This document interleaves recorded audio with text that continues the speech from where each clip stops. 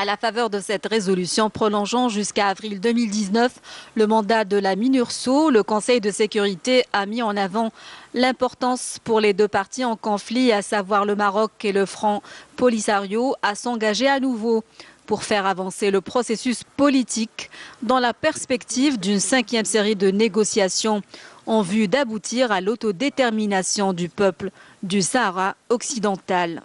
Réitérant sa volonté en faveur du règlement du conflit et en sa qualité de pays voisin, l'Algérie a pris acte de la résolution 2440 adoptée par le Conseil de sécurité, par laquelle il a, une fois de plus, consacré l'exercice par le peuple du Sahara occidental de son droit inaliénable à l'autodétermination comme la seule voie à même de mettre un terme définitif au conflit qui oppose depuis plus de 40 ans le peuple du Sahara occidental au Royaume du Maroc. À cet effet, l'Algérie tient à relever que le Conseil de sécurité appelle de nouveau les deux parties en conflit qu'il a clairement identifié, à savoir le Royaume du Maroc et le Front Polisario, à reprendre les négociations directes sans conditions préalables et de bonne foi sous les auspices du secrétaire général des Nations Unies en vue de parvenir à une solution politique juste, durable et mutuellement acceptable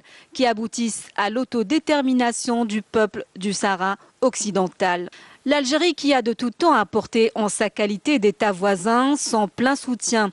aux efforts du secrétaire général et de son envoyé personnel en vue de parvenir à une solution politique juste, durable et mutuellement acceptable qui pourvoit à l'autodétermination du peuple du Sahara occidental, a accepté l'invitation de l'envoyé personnel de prendre part en sa qualité d'État voisin à la table ronde prévue le 5 et le 6 décembre prochain à Genève. Ainsi, l'Algérie demeure convaincue que seule une négociation directe, franche et loyale entre le Royaume du Maroc et le Front Polisario est de nature à conduire à une solution définitive de la question du Sahara occidental, et ce, conformément à la légalité internationale, à la doctrine et à la pratique des Nations Unies